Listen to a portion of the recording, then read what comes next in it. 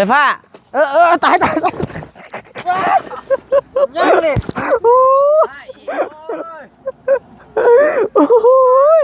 ยังเลยเนาะบ่รถมันยังมันนี่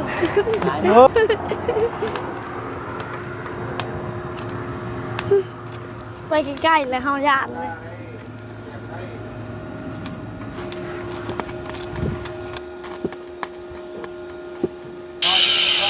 ค่อย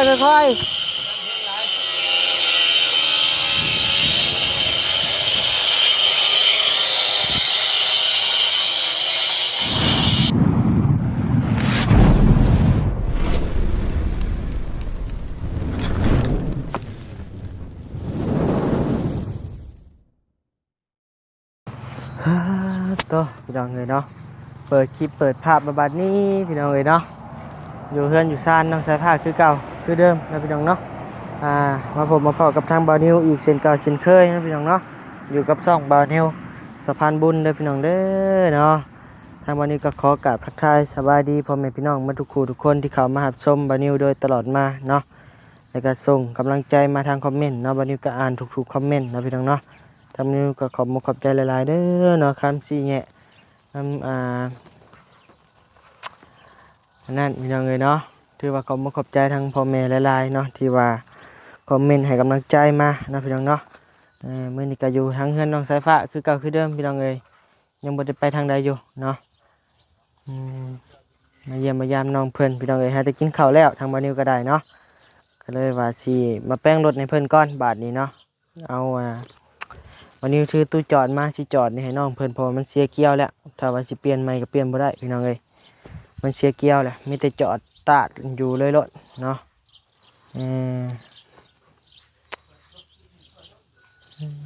รถมันเป็นรถจีนบ่นะพี่น้องเนาะหรือว่าในใดคือว่าเพไว้ก็จะกระเดาะเนาะ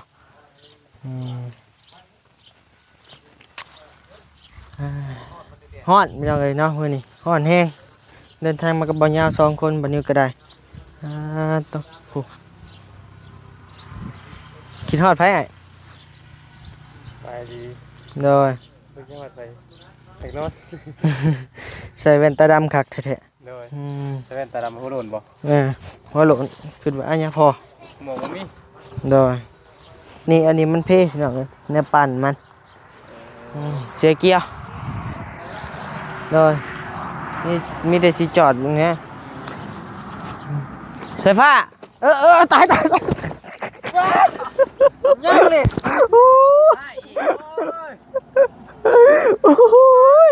ยังเลยเนาะบ่รถมันยังมันนี่โอ้ยไงมาเอ้ยใช่วางแผนกันบ่นี่บ่ได้ขันรถโอ้ยรถแล้วทักเนี่ยเก่งใจป่าโอ้เป็นตามที่บอกเลยเนาะสุดยอดเป็นตามแผนบ่ตามแผนใช่หน่อยมันไปใช่นะครับนี่รถโอ้ยหมอนี่เนาะมีอยู่บ่หนอด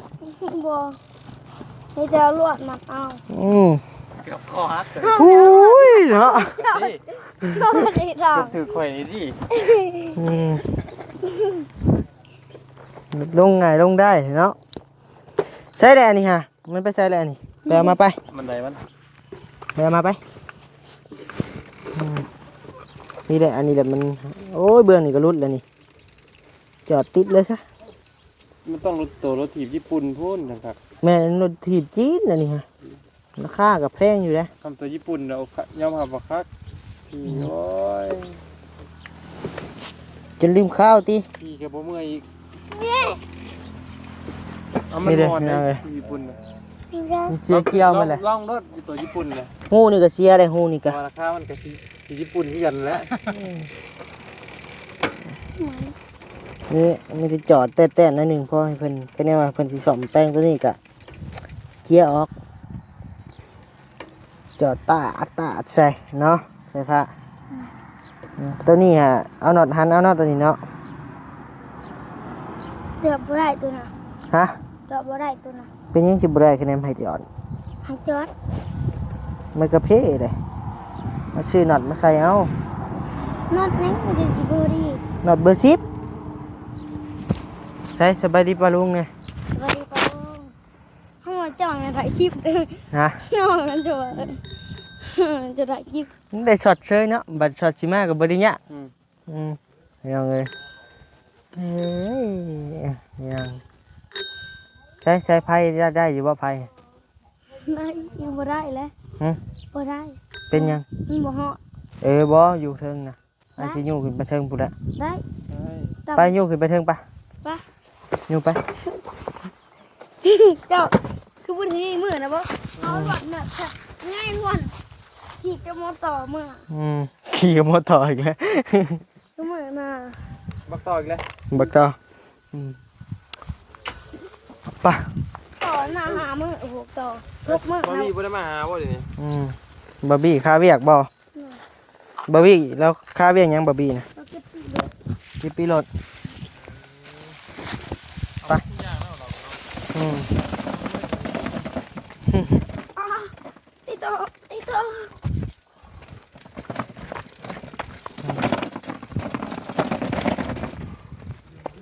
โอ้โหขับไปผมหน้าบ้านก็ได้ครับเดี๋ยวดิ้งสายไฟไว้ก็ได้พวกบรรทุมผมหมดแล้ว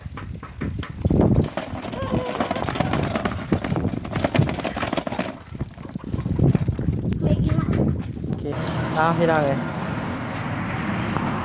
ไม่จะหนีบเด้อเล็ก โดย เล็กเอ็กเลย เล็กจะมาอันเดียวบ่ โดย พอแล้วอันเดียว จะคือมาลาแท้เล็ก เอ้าบางเสือได้จอดอย่างอื่น มันอยู่เลยเด้อ เอาไปใช้คือบ่อยู่นำกันนั่งนี่รับตาไว้รับตาไว้ นี่เล็ก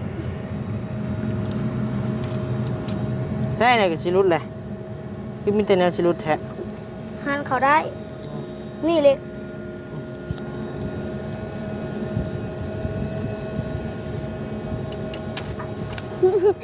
อย่าแนนตี้เฮ้ย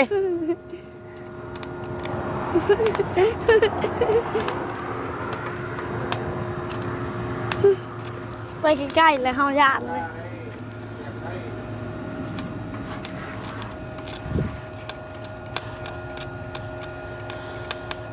ไผ่บ่แห้งเนาะอยู่นี่เนาะ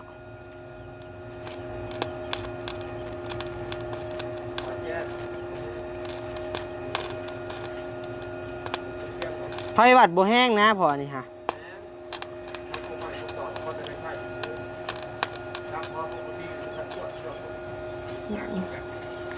ไผ่บ่พอ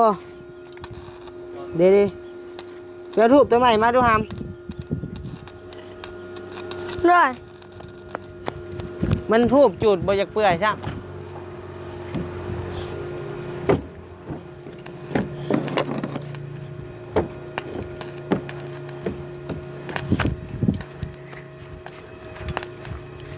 มาบอลนี่ออกมาเบิดหายเลย ไผ่ตกเว้ยเอามา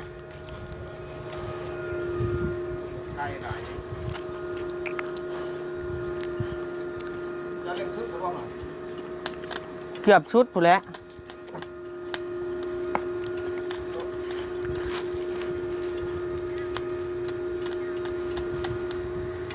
บ่ได้ ชุดแล้วหมออันนี้เฮาก็ได้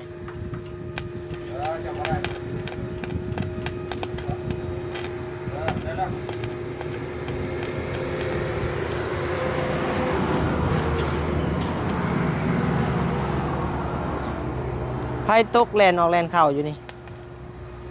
หมอมันหน่วงเลย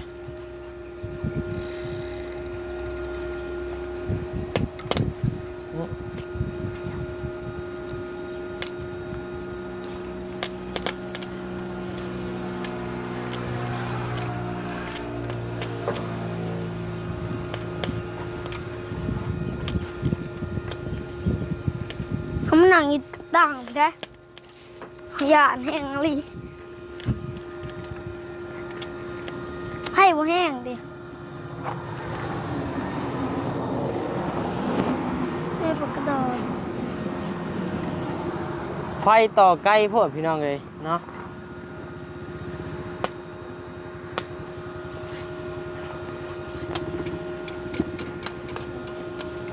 จ้าก็ประจำจะปะยึกเลยโอ้ยเมื่อกี้เองก็แห้งเมื่อกี้นี่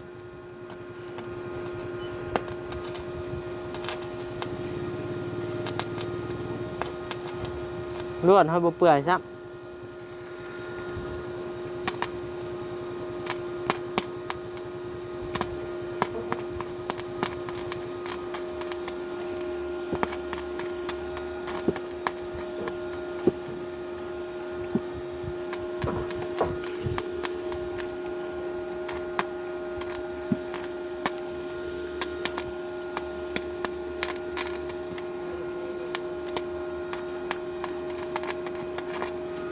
ใส่ไปแห้งบ่หมอเลยนะ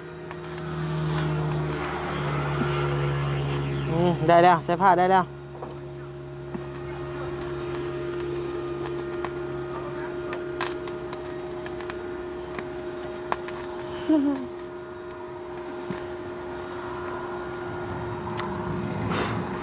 ไม่จ่ายเป็นเท่าไหร่ แม่นไผ่หวัดบ่แห้ง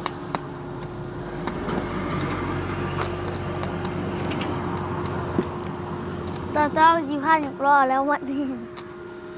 มึงหายังมือสาวมึงพอบอกมามอนเราต่อ บักต่อมาเลย ไม่ได้วัน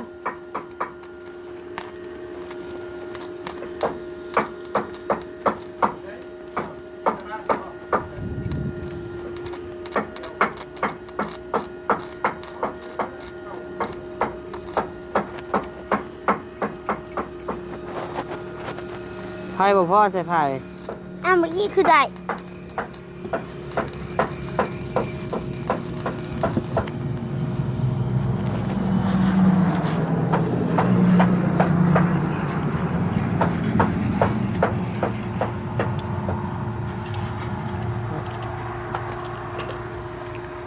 ไผ่บ่พอพี่น้องเอ้ยเนาะ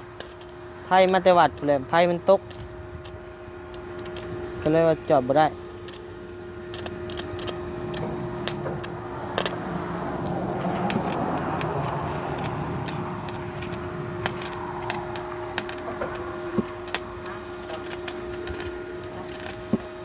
จะเอาเป็น บ่ได้ห้ามไป เรา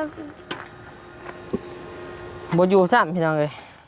เพราะว่าไผ่วัดมันตกเฮาต่อมาไกลโพด เป็นน้ำปักเสียบมันประจัก บ่เป็นดอกปักเสียบ แล้วเคยมึงบ่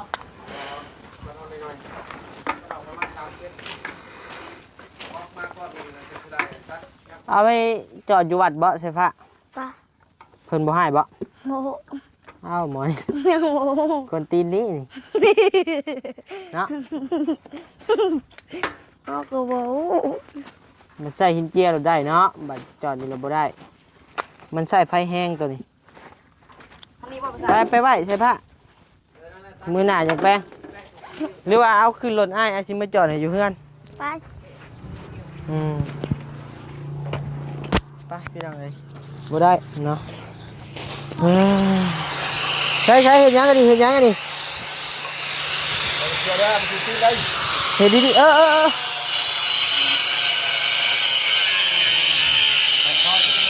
ค่อย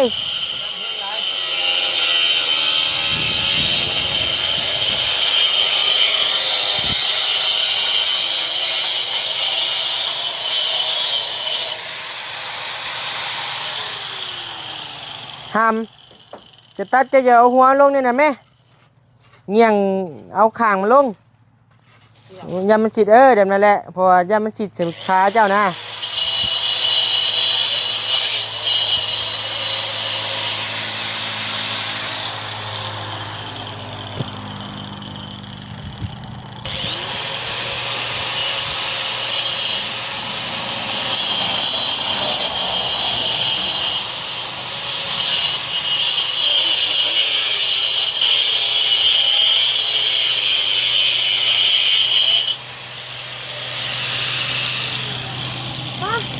ป้าวันนี้ บันนี้นี่ย่านเด้บันนี้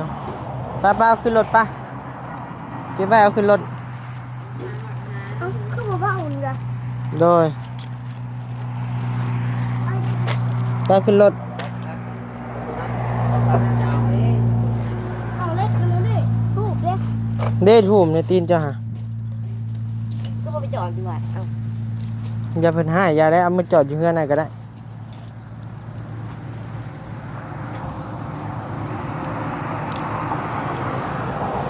สิงไป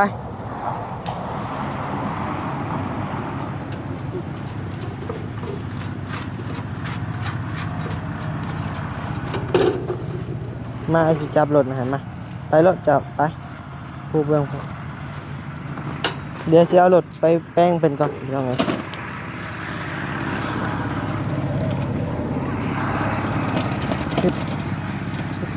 จึ๊บบ่ใครก็ได้บ่ใคร กูเคยเจอคนจริงกัน ห้ามขึ้นเบาๆเนี่ย เขายังขึ้นไม่ได้ เบาๆเนี่ย กูขึ้นเชิญเลย เอ้าบ่หน่อยนี่เอ้ยได้อยู่เออ ป้า ไป ไม่ใช่ มือเฮือนอ้าย ป้า มันไกลเนาะมืออื่นจะมาส่งให้เด้อจะเอามือแป้งเพิ่นก่อนแป้งอยู่เฮือนพุ่นแหละพี่น้องเอ้ยเนาะสมือหันน็อตหันเน็ตมันครบชุดให้เพิ่นพี่น้องเอ้ย ดูมันเหรอ ไม่เอาเลย พูดแล้วปัญญาอยู่พู มาเลย ขี่ได้ให้มันเพฮะ เอาแบบนี้ เฮาก็ลืมขี่เองลืมเองนักเลงพ่อ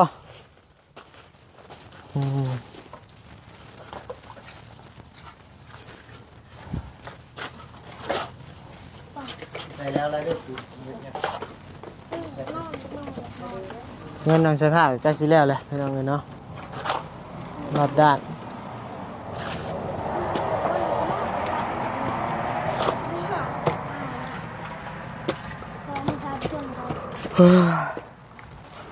เอ้าบักต่อ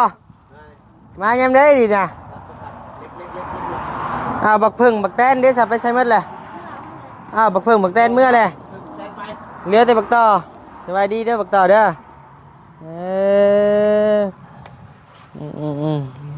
หมอพึ่งหมอแตนเลยเมื่อหมอต่อเลยมาบาทนี้โอ้ต่อกับแตนนี่ห่วยบุแพ้ต่อได้นะพอต่อนี่เจ็บเท่าไดพึ่งนี่แห้งแล้วแหละพึ่งนี่ มอต่อนี่โหยอมรับไปต่อหมู่เลยเด้มอต่อ ร้ายต่อมาเรื่อยๆหมอนี่ บักต่อหัวแดง ต่อกับคนแดง คนต่อกันยังคนแดงเขาบอกเห็นสิ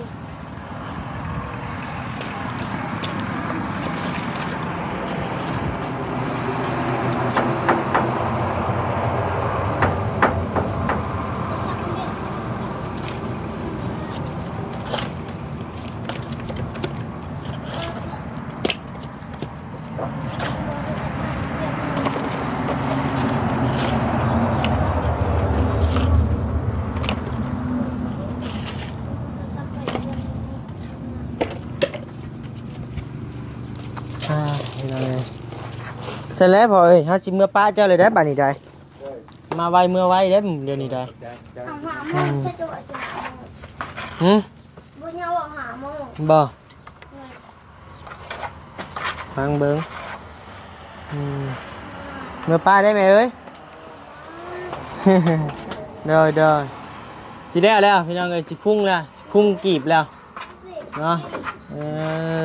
ไปต่อไปบุญบ่งานบุญต่อบ่ จังว่าเฮาน่ะบ่มักไปได้เฮาน่ะว่ามื้อแรงสิพาแม่ไปเวียกสวรรค์ไปเฮือนเอื้อยก่อนว่าซั่น ได้เด้อใจทีนึง ไปย่าง แต่สิไปนั่งดินเฮือนบ่าวพัดไสจักเล็กจักน้อยว่าซั่น โดย เดี๋ยวสิไปส่งแม่อยู่สวรรค์ บ่ยาว เลยไปเยี่ยมเบิ่งน้องแต่ซะแต่บ่หรือว่าแนวใดนี่แหละพังเบิ่ง ๆเช็ด เพิ่ม โอ้ยจะไผกระตุกน้ำเฮ้ยยันบ่ทันอาบน้ำเลยมันน้ำเป็นกิ่งของชัยเลยยกมา หยอกเมียอีก เด้อเฮ้ยเอ้ย ใช้ให้บุญทวีเฮ็ดซะไป โอ้ยระวังเด้อตกไปให้ได้ ตกเลยให้ได้ ตกไปยังไงเนี่ยตกเองครับได้ร้อนๆไม่ได้ ฮึบวัยรุ่นต้องใจร้อนนะบุญทวีนะ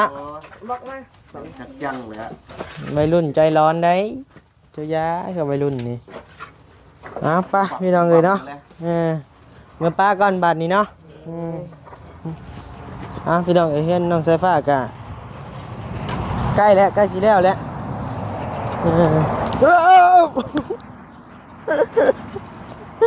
โอ้ยพลาดเอาอยู่ดีมีแห้งเด้อพี่น้องเอ้ยความเจ็บบ่ได้ความไข้บ่มีปรารถนาสิ่งใดขอให้ได้สิ่งนั้นสมความมุ่งมั่นปรารถนาอย่าเจ็บจะจนลำเรื่อยๆพี่น้องเอ้ยเนาะโดยทางมื้อนี้ก็สิได้ลำลาก่อนพี่น้องเอ้ยเมื่อเฮือนมาซ่านก่อนเนาะไปเฮือนบ่อไส้ก่อนพี่น้องเอ้ยโดยบ๊ายบาย